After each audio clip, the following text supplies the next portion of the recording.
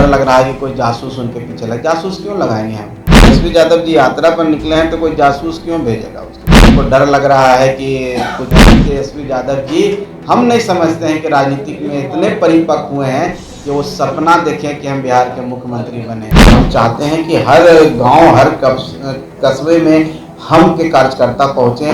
बिहार के सभी 243 सीटों पर हमारा इस तरह का कार्यक्रम चल रहा है। तेजस्वी यादव बिहार की यात्रा पर हैं और वो आरोप लगा रहे हैं कि नीतीश कुमार है जो उनके यात्रा में जासूस भेज रहे हैं और जासूसी करवा रहे हैं। नीतीश कुमार डरे हुए हैं। अब कोई व्यक्ति इस तरह की बात बोल रहा है तो अजीब सी बात होती है, हंसने वाली बात होती है कि आप तेजस्वी यादव जी यात्रा पर निकले हैं तो कोई जासूस क्यों भेजेगा उसके? क्या मैंने यात्रा पर निकले हैं तो जासूस भेज के हम लोग क्या पता करना चाह रहे हैं कि तेजस्वी यादव जी देखिए कहाँ सोते हैं, क्या खाते हैं। उनको डर लग रहा है कि कुछ केक कभी खा लेते हैं, कभी मछली खा लेते हैं, कहीं कुछ और ऐसा चीज़ हो जाए जिससे परेशानी हो, तो डर लग रहा है कि कोई जासूस उनके पीछे लगे। जासूस क्यों लगाएंगे हम? ये लोकतंत्र है। लोकतंत्र में सबको आज़ादी है अपना काम करने के लिए, जनता के बीच में जाने के लिए। अब जनता पर निर्भर करता है कि किसको आशीर्वाद देगी, किसको नहीं देगी। आप काम किए हैं, अगर आपका जंगल राज का अगर आपकी परछाई हट गया है तो आपको जनता जरूर प्यार करेगी, जरूर आपको आशीर्वाद देगी। मेरा तो आप सबके माध्यम से माननीय तेजस्वी यादव जी को एक ही सलाह है कि आप अभी बिहार को घूमिए, बिहार को जानिए, बिहार को पहचानिए, बिहार के गांव में जाइए, बिहार के दलित टोला में जाइए, पहाड़ों के नीचे जाइए, तटबंध पर जाइए, वहाँ जाइए और उन गरीबों के साथ, उन दलितों के साथ खाना खाइए जहाँ आज भी आप सैनिटाइजर लगाते होंगे। वहाँ जा कर के बात कीजिए। खाली ये कहने से नहीं होगा कि सब उठो गरीबों उठो, शुगर चराने वाले, भैंस चराने वाले, गाय चराने वाले चलो और सबका मुंडन करा दीजिए नाम के लिए किसी से।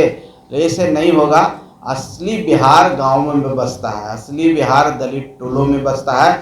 निश्चित तौर पर वहाँ जाएंगे, उनसे वार्ता करेंगे, उनकी समस्याओं से रूबरू होंगे, तब परिपक्व होंगे। अभी तेजस्वी यादव जी हम नहीं समझते हैं कि राजनीतिक में इतने परिपक्व हुए हैं कि वो सपना देखें कि हम बिहार के मुख्यमंत्री बने। अभी तो थोड़ी समझ आई है तो एक ऑर्डर निकाल दिए हैं कि हरा गमछा कोई नहीं लगाएगा। थोड़ी सी समझ आई, कोई सद्बुद्धि दे दिया है उनको कि हरा गमछा। उनको पता नहीं है कैसे भड़कता है लोग, जैसे बैल नहीं भड़कता है कोई कपड़ा देखकर, उसी तरह हरा गमछा से यहाँ के जो संभ्रांत लोग हैं, जो सभ्य लोग हैं, जो बिजनेस कम्युनिटी है, हड़कता है। उनको अभी कुछ समझाया है तो ऐसे ही बहुत सारा ज्ञान मिलेगा। ये तो बिहार तो ज्ञान की धरती रही है, मोक्ष और ज्ञान की धरती। यहाँ गौतम बुद्ध को ज्ञान मिला, तेजस्वी यादव जी को 10-15 साल संघर्ष करेंगे तो ज्ञान मिलेगा। 25 में कोई वैकेंसी नहीं है, एनडीए की सरकार पूरे बहुमत से आ रही है। अभी इंतजार करना होगा तेजस्वी यादव जी को, और उनका कोई स्पाई नहीं कर रहा है, कोई उनके पीछे नहीं लगा हुआ है। उनको सिंड्रोम हो गया है। जो व्यक्ति कमजोर रहता है ना तो लगता है कि कोई भूत है, परछाई है, उसी तरह से वो अभी कमजोर हैं, इतने सशक्त नहीं है। उनको उस तरह से हेलोसिनेशन हो गया है। हेलोसिनेशन एक शब्द है, कैसा दिखता है, ऐसा प्रतीत होता है, बाकी ऐसी कोई बात नहीं। विधानसभा का चुनाव है, कैसी तैयारी हो रही? क्या आप लोगों ने कोई सीट भी चिन्हित किया है कि किन किन सीटों पर चुनाव लड़ा जाना चाहिए बिहार में? देखिए, विधानसभा 25 में होना है और एनडीए में हम लोग हैं।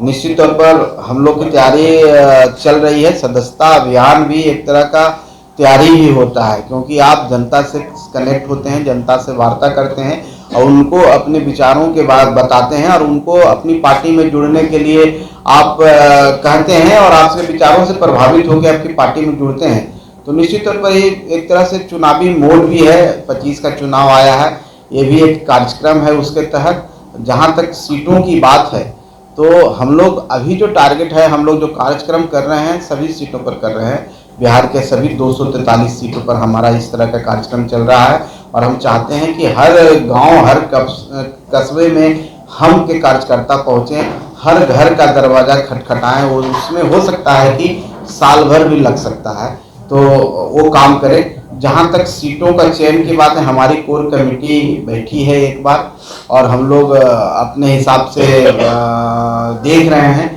कहाँ पर हम ज़्यादा मजबूत हैं, कहाँ पर हमारे कार्यकर्ता सक्षम हैं, जो चुनाव लड़ने को इच्छुक हैं और सक्षम भी हैं।